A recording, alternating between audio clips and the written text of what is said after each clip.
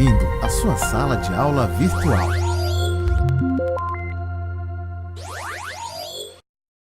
Olá, pessoal. Vamos então dar sequência às nossas aulas. Vamos falar hoje sobre as regiões geoeconômicas ou complexos regionais. Gostaria de lembrar vocês que é muito importante vocês fazerem as nossas atividades, né? Não esqueçam, elas são de suma importância porque elas são avaliativas, né? Então não deixe de fazê-las, entreguem no prazo, tá? Elas são um reforço para o que a gente discute, do que a gente fala nos vídeos, e elas também são uma parte importante da avaliação de vocês, né? Vamos levar em consideração, porque é uma quantidade de pontuação razoável, né? Corresponde aí a 3 pontos, né? 30% de toda a nota de vocês. É quase a metade dos pontos do que vocês precisariam para serem qualificados, ok? Vamos lá então, vamos falar então sobre os complexos regionais da geoeconomia. Então, regiões geoeconômicas brasileiras, a geógrafa Berta Becker, ela diz que as regiões são entidades autônomas, né? Muito pelo contrário. Configuram-se a partir das diferenças que apresentam em relação às outras regiões e do papel diferenciado que exercem no conjunto da sociedade e dos espaços nacionais. Então, elas não são autônomas. Logo no início, quando o Brasil iniciou o processo de ocupação e a formação dos ciclos econômicos, ela formava, assim, entidades autônomas, né, que o pessoal chamava de arquipélago econômico, né, justamente porque havia desenvolvimento econômico em algumas áreas do Brasil, mas não havia conexão entre elas, né? Então, aqui a gente observa, então, que a geoeconomia, né, apresenta essa diferenciação de áreas, né, ou conjuntos de áreas que têm características semelhantes.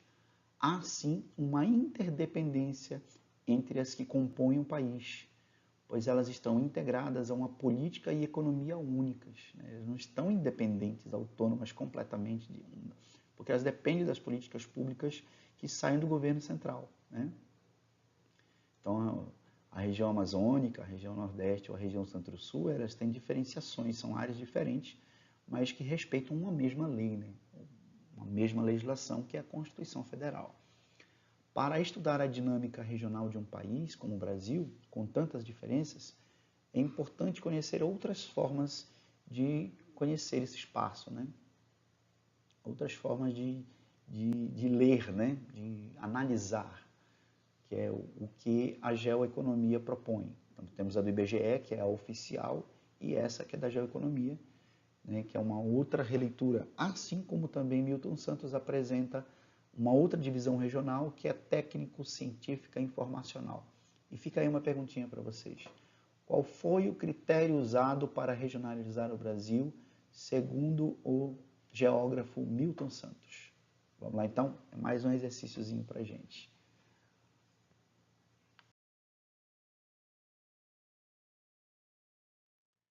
Quais são os critérios usados na criação das regiões geoeconômicas? Boa pergunta, né? Vamos ver então?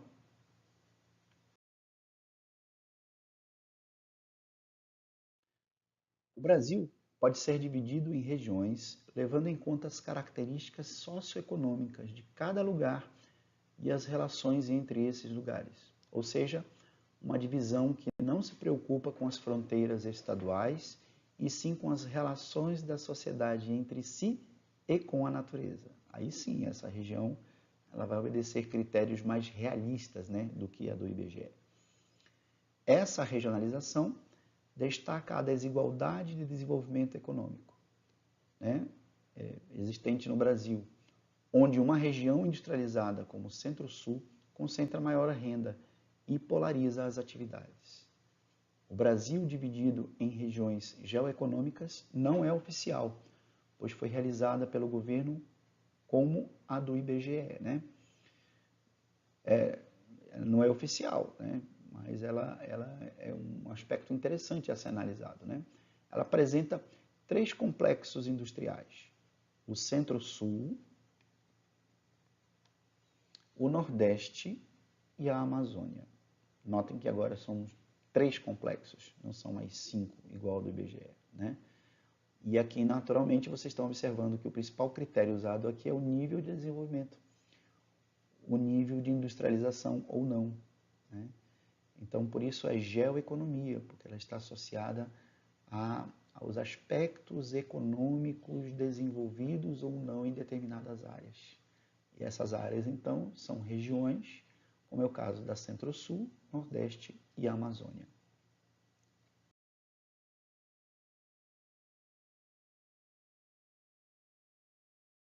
Bom, vamos ver o primeiro, então. Centro-Sul.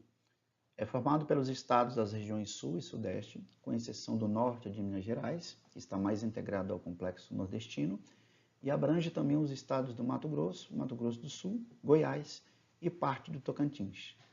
Nesse complexo regional estão concentradas as indústrias mais estruturadas do país, né? Além de maior parte da população. Apresenta áreas agrícolas mais modernas, com uso de máquinas, agrotóxicos, fertilizantes, aumentando a produtividade. É no Centro-Sul que se encontram as maiores cidades do Brasil, no caso de São Paulo, Rio de Janeiro, né? E a capital do país, que é Brasília.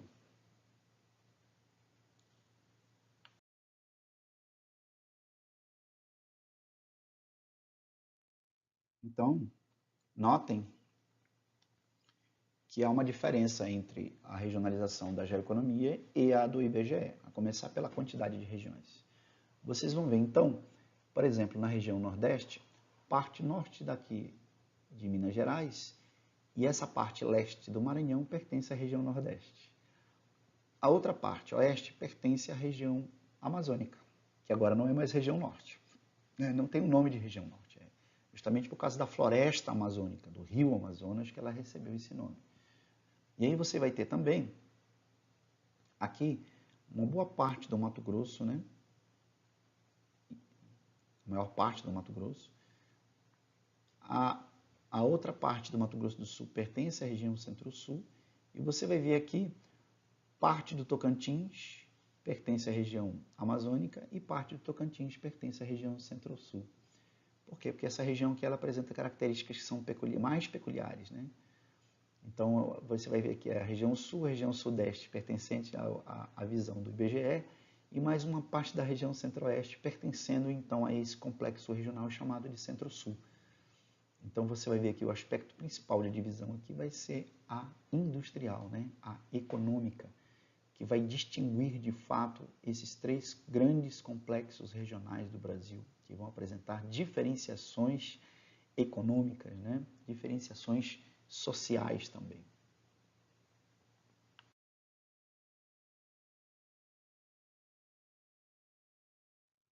Aí você vê a cidade de São Paulo, né, a capital, uma grande metrópole, né, o centro nervoso e econômico do país.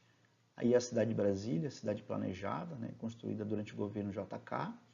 E aí você está vendo a cidade maravilhosa, né, que compõe então as cidades, mais três cidades, né, além de outras, né, Belo Horizonte, por exemplo, cidades de grande importância, né? E aí vocês vão ver especialmente São Paulo e Rio de Janeiro como os dois maiores complexos econômicos do país, onde você tem a maior concentração populacional do país. Quer dizer, é uma região que apresenta a maior dinâmica política, econômica e social do nosso governo, né? Do nosso país. Vamos lá, vamos tocar. Por que a região Centro-Sul, né, tornou-se tão importante, né? Então, desde a colonização do Brasil, os portugueses tentaram descobrir riquezas a todo custo, né? Então, a descoberta do ouro no século XVII, em 1690, na atual Minas Gerais, surgiu para Portugal uma nova fonte de renda, né? Que não somente ali o pau-brasil e também a cana-de-açúcar, né? A descoberta do ouro e posteriormente dos diamantes em 1729, já no século XVIII, né? As expectativas de enriquecimento rápido passaram a atrair um grande número de pessoas para a região de Minas, né? Dando origem a vários núcleos de povoamento, né? Aí você vai ver Ouro Preto, Vila Rica, são cidades com essa característica, né? A própria Goiás Velha também, né, surgiu em torno disso. Mas não foi a atividade mineradora que propiciou o surgimento dos núcleos de povoamento nesse país, né? Só. Vamos ter outras atividades que vão contribuir com isso. Mas a atividade mineradora, com certeza, dinamizou bastante. Então, ela abriu oportunidade porque facilitou então o desenvolvimento econômico em razão da obtenção desses materiais minerais, né, que eram bastante importantes para a época e ainda hoje o são, né.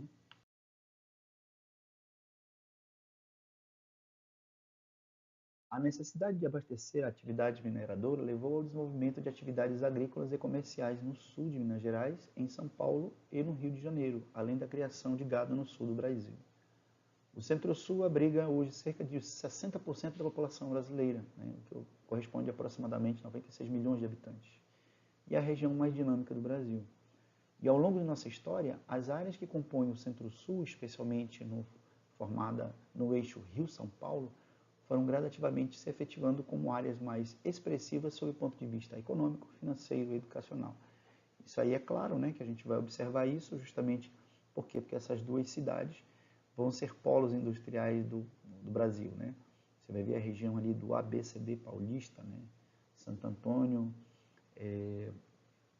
São Bernardo, São Caetano e Diadema, com uma região bastante industrializada, né? Onde você vai ver um número muito grande de indústrias, especialmente a automobilística e de eletroeletrônicos, né?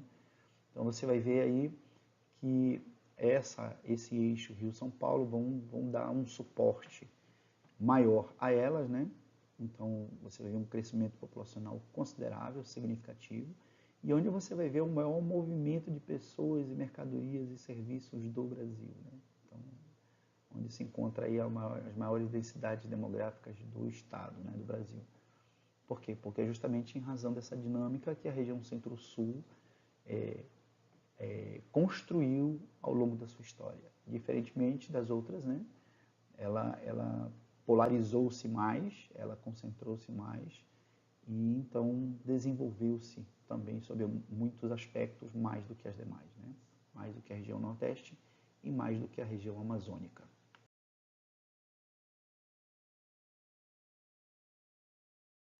O desenvolvimento econômico do Centro-Sul apoiou-se na formação de uma infraestrutura nos setores de telecomunicações, no fornecimento de energia, de transporte, né? Principalmente o rodoviário, aeroviário e o portoviário, porque eles são importantes, né? Para ver o transporte, a locomoção de pessoas e mercadorias em grande quantidade, é necessário que você tenha uma infraestrutura para isso, né? Agora, infelizmente, o Brasil fez investimento num tipo de transporte muito caro, que é o rodoviário, o que acaba, inclusive, encarecendo no preço final dos produtos industrializados, né? Em função justamente do rodoviarismo, né? O transporte rodoviário é um dos mais caros. Países como o Canadá e Estados Unidos investiram mais no ferroviário, né? Que é médio e longo prazo, ele torna-se mais barato e facilita também o transporte, né, de pessoas e mercadorias a distâncias cada vez mais longas, né, e também a quantidades bem maiores. O maior nível educacional, né, a maior concentração de atividades econômicas, os melhores serviços de saúde, contribuem para que a população do Centro-Sul possam ter os melhores indicadores sociais quando comparado com o restante do país. Então, aí olha as razões pelas quais a região Centro-Sul é a mais dinâmica do Brasil, né?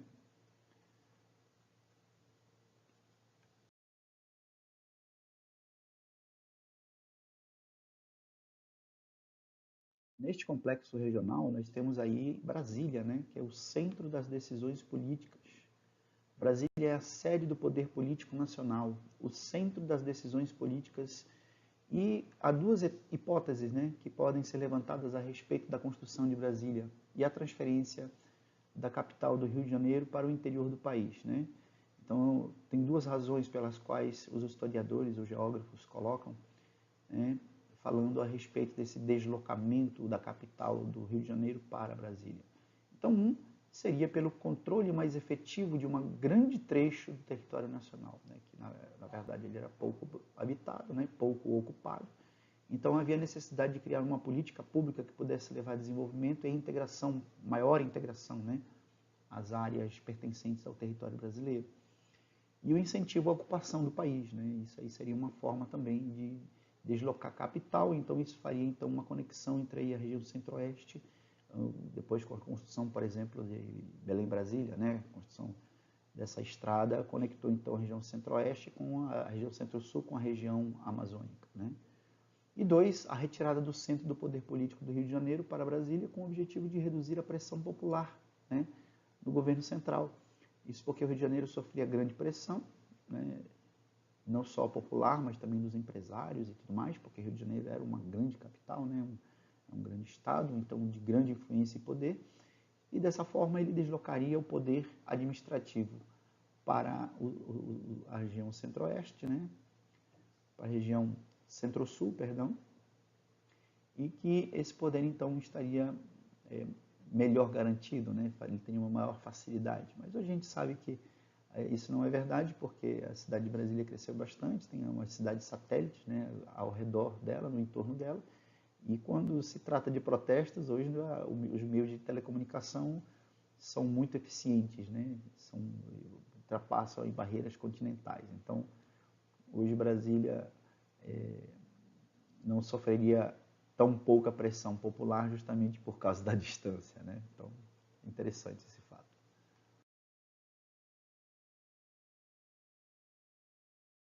Em face a essas características próprias do governo brasileiro e do nosso país, nós vamos ver então fortes contrastes socioespaciais, né? O modelo concentrador e excludente do capitalismo brasileiro aparece de forma bastante clara no espaço geográfico, né, do Centro-Sul, onde apresentam um mesmo espaço contrastes sociais e econômicos bem marcantes, como, por exemplo, prédios, né, e apartamentos suntuosos junto a favelas, sedes de grandes grupos empresariais, né, de economia formal, né, e inúmeros vendedores ambulantes, né. Você vai ver ali dentro do centro comercial, você vai ver ali grandes lojas, grandes estruturas, e em frente a elas e próximo a elas você vai ver os vendedores informais, né, que são os ambulantes, vendendo ali as suas peças, né, para ganhar o pão do dia a dia. Então há realmente fortes contrastes. Você vai ver um grande número de pessoas indigentes ali, né, pessoas sem nome, sem identidade, vivendo de forma indigna, né, de forma bem precária dentro das cidades, e aí você vai ver também pessoas que vivem muito bem, né, em condomínios fechados, nos seus carros blindados e tudo mais. Então, realmente, esses contrastes eles são bem visíveis na região Centro-Sul, e esse destaque, então, entre as regiões, né, colocando a região Centro-Sul com as demais, então esses contrastes são ainda maiores. É interessante, né, como isso configura, como caracteriza, como marca o espaço brasileiro. O que seriam essas marcas socioespaciais, né? Dá uma olhada aqui, ó, formação das favelas, né? E aqui ao lado, ó, condomínios fechados, né? Você vai ver prédios com estrutura, jardinzinho, tudo organizado, piscina, né? Então aí você vai ver que a estrutura ou a infraestrutura construída para um determinado grupo social é diferente do outro. Isso é típico nas grandes cidades, isso é característico nas grandes cidades e bem visível, né? Então, o que a gente está falando aí da questão social, das marcas sociais que aparecem no espaço, estão impressas de fato no local onde a gente vive, né? No lugar onde a gente vive.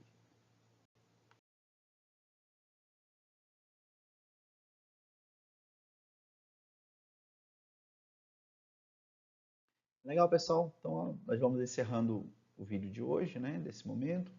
Vamos, no próximo vídeo, vamos falar sobre a região Nordeste, tá? Nesse momento nós falamos aí, evidenciamos mais a região Centro-Sul, né? Falamos bastante sobre ela, sobre a importância dela, sobre a centralização da atividade voltada nessa região, né? O grande fluxo de pessoas e mercadorias. E neste vídeo nós não teremos atividade, ok? Então a gente se encontra na próxima, vamos falar sobre o Nordeste brasileiro.